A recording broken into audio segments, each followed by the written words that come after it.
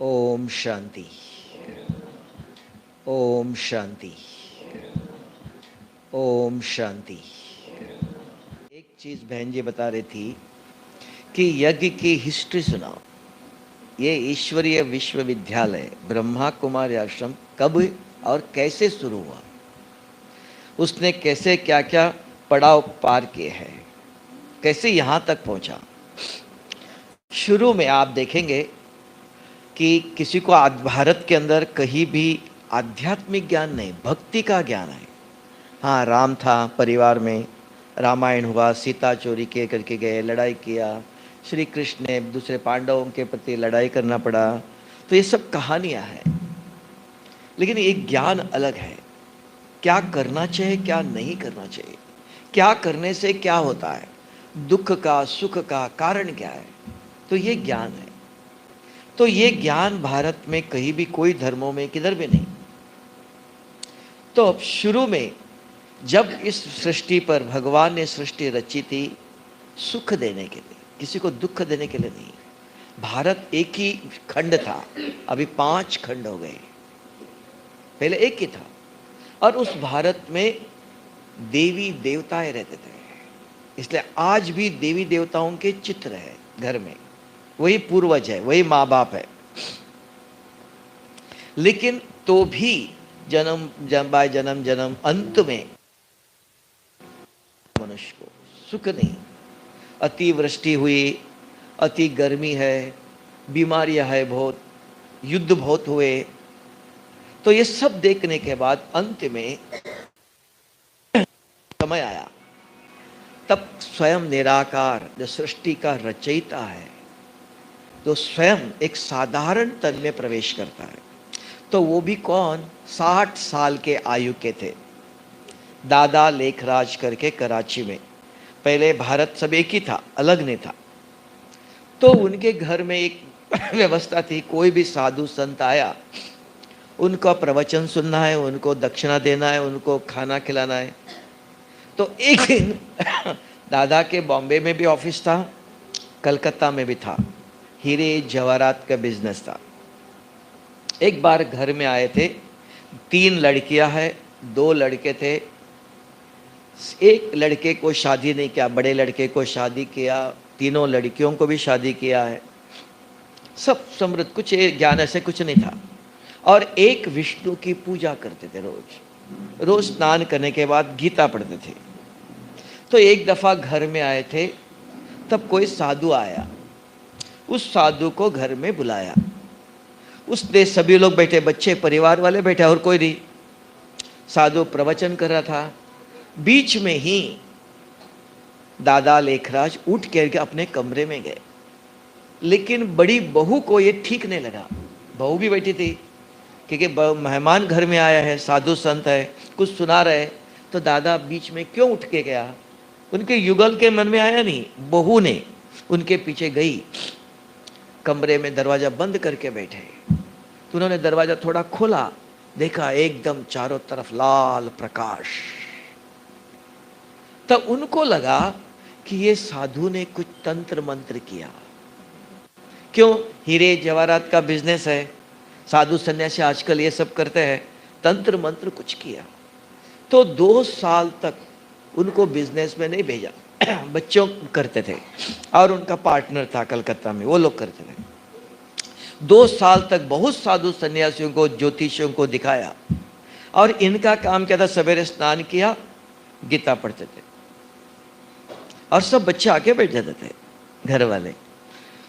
उसके बाद थोड़े दिन के बाद जब भी वो गीता पढ़ने के लिए बैठते हैं, तो परिवार वालों को श्री कृष्ण दिखाई देता था। जैसे गीता रखी, दादा है, ये रोज होने लगा, एक दिन नहीं। तो ये बात उनके परिवार में फैल गई, कृष्ण को देखना है तो इस समय आना।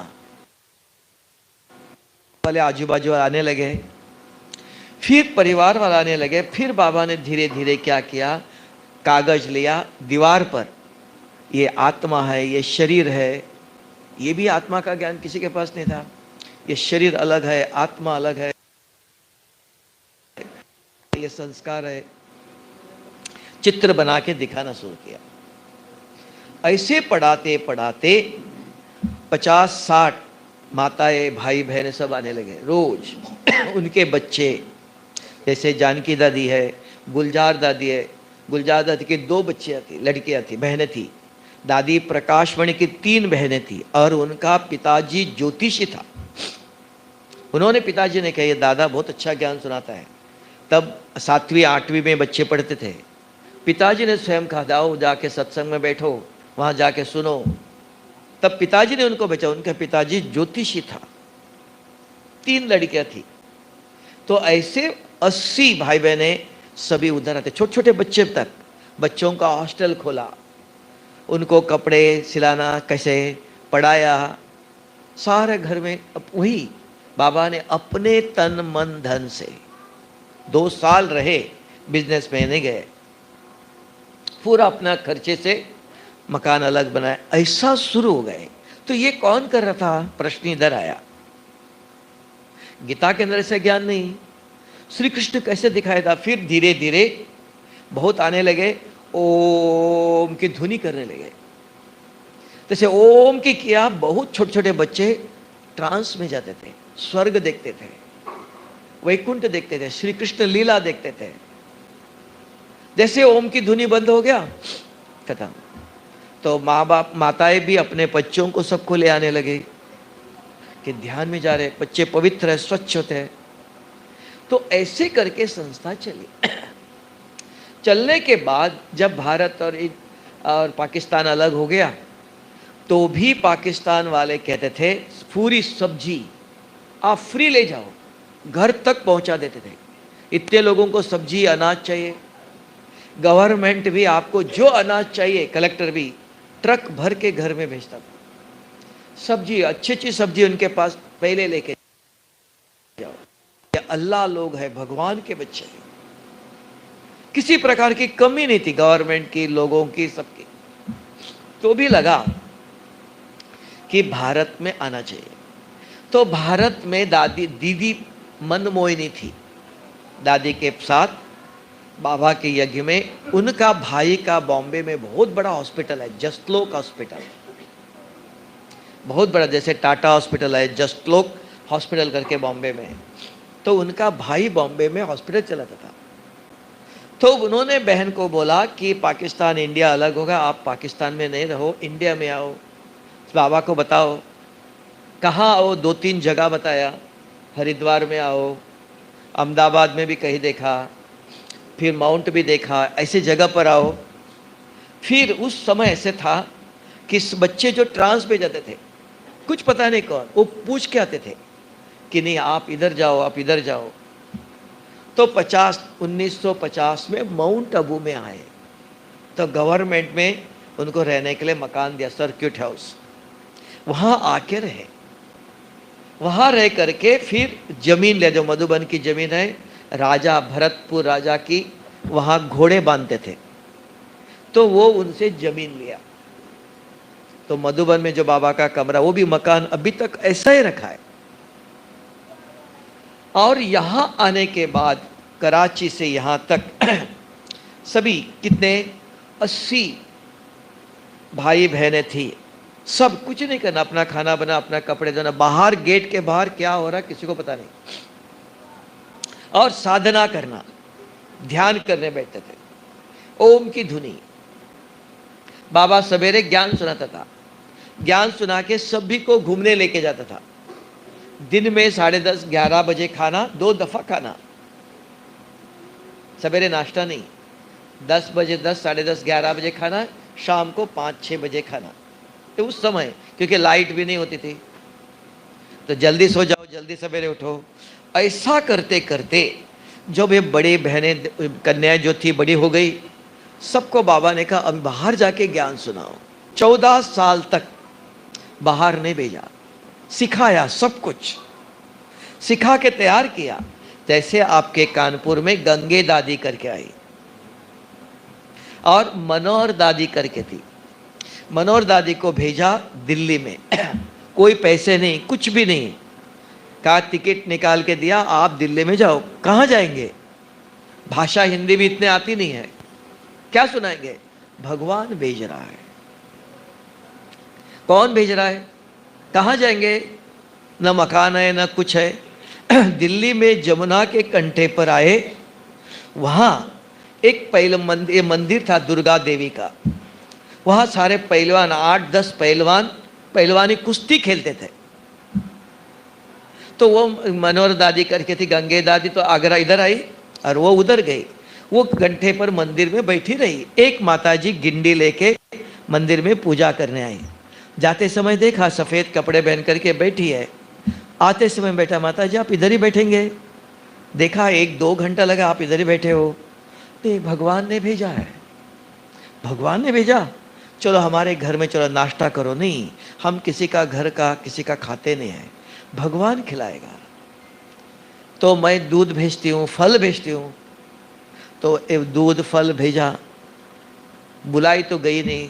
फिर दोबारा रात शाम हो गए, फिर आई, देखा इधर ही बैठी, शाम को मंदिर में आई, इधर ही बैठे हैं। तो माता जी आप इधर बैठ के क्या करेंगे? चलो घर में आपको जैसे चेक करो, आप अलग कमरा है, सब कुछ अलग रहो। तो रात को गई, उनके परिवार वालों को सबको ज्ञान सुनाया। सबको लगा कि देवी आई है। उस माता जी ने कहा आप इधर ही रहो, अपना खाना बना के खाओ, यहाँ रोज ज्ञान सुना। देखो भगवान कैसे पीछे मदद करता है। और उधर पहलवान जो खेलते थे उसमें एक पहलवान आज भी है, वो मधुबन में आता है, कहता है जब हम थे पहलवानी करते थे, ये दादी जी आके बैठती थी वहाँ और हम भी सुनते, हमको भी ज्ञान सुनाया। वो पहलवान एक आज भी दिल्ली में है, माउंट में आता रहता है अभी भी। तो कैसे ऐसे गुलजार लखनऊ में गवर्नर ने इतना बड़ा मकान दिया। अभी भी लास्ट 1 साल पहले आया था मैं, तो वहाँ मम्मा 5 साल रही, दादी प्रकाशमणि, गंगे दादी, गुलजार दादी 5 साल रहे, सब दादियाँ। लखनऊ में मेरे ख्याल से क्या कहते, गवर्नर हाउस है बहुत बड़ा, अभी भी पुराना है, 100 रुपया भाड़ा है आज भी। सीढ़ी इधर से इधर पाव रखना है, और वो बेच भी नहीं सकते, छोड़ भी नहीं सकते। मंजू बहन करके उधर है, छोड़ भी नहीं सकते। अभी उन्होंने अंदर सारा प्लास्टरिंग करके बहुत अच्छा एसी लगाया हॉल में। पहले मैं गया था बंद, घुटन, हवा नहीं आती थी, अब देखा अच्छा सा किया है। तो उधर अपने दादियों ने रह करके सब सेवा किया। ये सब वृद्धि कैसे हुई? भगवान ने एक एक को जो 80 बहनें थी उन सबको बाहर इधर उधर भेजा। एक को बेंगलुरु में भेजा, हृदय पुष्पा दादी करके, उनको हिंदी भी नहीं आती है, उधर कर्नाटक है। अभी जानकी दादी पढ़ी लिखी नहीं, इनको विदेश भेजा। तो कैसी बात करेंगे विदेश में, कैसे क्या बोलेंगे? तो एक सिंधी माता मिली, उनके घर में रहे, उन्होंने सिखाया। जयंती बहन करके उनके पिताजी ने मकान दिया, जो जयंती बहन जानकी दादी के पास अभी है। तो ये सब कैसे हुआ? अपने आप नहीं हुआ है, धीरे धीरे धीरे हुआ। और मेहनत से, जैसे धर्म की स्थापना बहुत मेहनत होती है, कोई मानते नहीं है, बहुत कुछ समस्या होती है। देखिए गंगे दादी बता रही थी, कभी कहते आधा बकेट में स्नान किया, पानी भी नहीं मिलता था, खाने के लिए कुछ भी नहीं, रोटी और केला लेके खाया, मांगना नहीं किसी से। तो धर्म की स्थापना करते समय, पहले बीज बोते समय कितनी मेहनत होती है, बड़ा झाड़ होने के बाद फूल फल लगते हैं, तब अच्छा लगता है।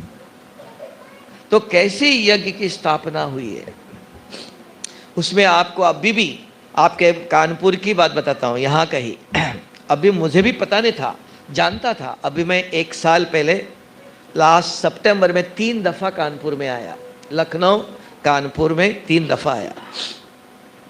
दुलारी दादी करके है, जानते हो दुलारी दादी करके? हाँ, वहाँ आया पहली दफा नज़दीक से। कभी वो मधुबन में कम आती है, कभी मिले नहीं ज़्यादा। तो उन्होंने कहा अभी इतनी बुजुर्ग हो गई, तो उनकी इच्छा थी, उनके 2 बच्चे थे, पति बिल्कुल कहता था नहीं, कोर्ट में पुलिस के पास लेके गया, सब कुछ किया, लेकिन इनका लक्ष्य था मुझे बाबा का ये ज्ञान सुनना है। और क्या आगे सुना, आई, पिताजी उनको दिल्ली में एक यूनिवर्सिटी, इंजीनियर था, दिल्ली की जो यूनिवर्सिटी है उसका मकान जो बनाया वो उनके पिताजी ने बनाया, हमको भी पता नहीं था। जब बाबा ने मधुबन में, आप कभी गए हो, हिस्ट्री हॉल है, छोटा हॉल, वो किसने बनाया अब पता चला, 1 साल पहले। तो बाबा ने कहा, सोचा कि यहाँ मकान नहीं, हॉल नहीं बैठने के लिए, कोई भी इंजीनियर बच्चा हो तो उनको भेजो।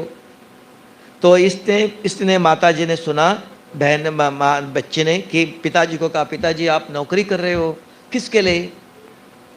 बाबा बुलाता है, ज्ञान में चलते थे थोड़ा सा, बाबा बुलाते हैं मधुबन जाओ, बाबा की मदद करो।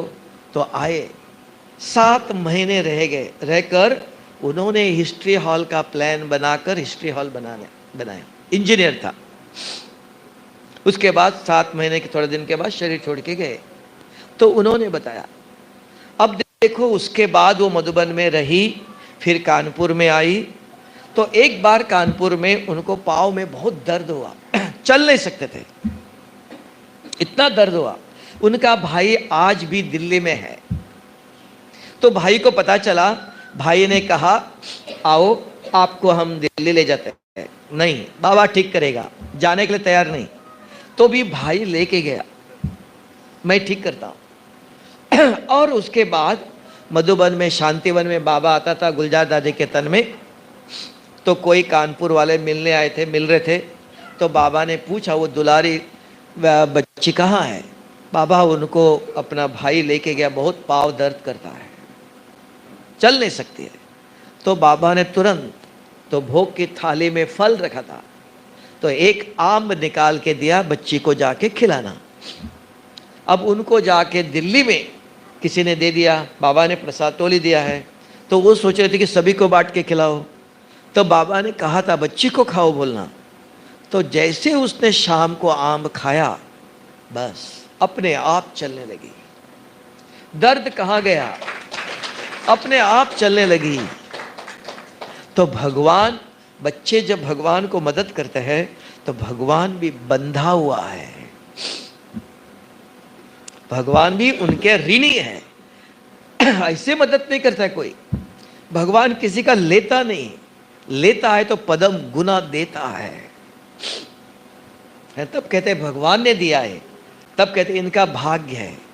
लेकिन भगवान को मदद करने वाले भगवान भी उनका ऋणी है। एक नहीं, ऐसे हजारों केस है, अभी भी जीवित है। क्यों बोला? कोई मरने के बाद उनकी महिमा करते हैं। किसको पूछे? अगर आपके मन में कभी संशय हो, दादी मिली, अभी भी है कानपुर में, किदवई नगर की किच कहते है ना, कहाँ? हाँ, तो इधर ही है, पूर्वा में।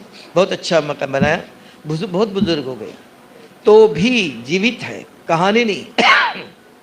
कैसे यज्ञ में सब कुछ छोड़कर भगवान को पाने के लिए त्याग किया।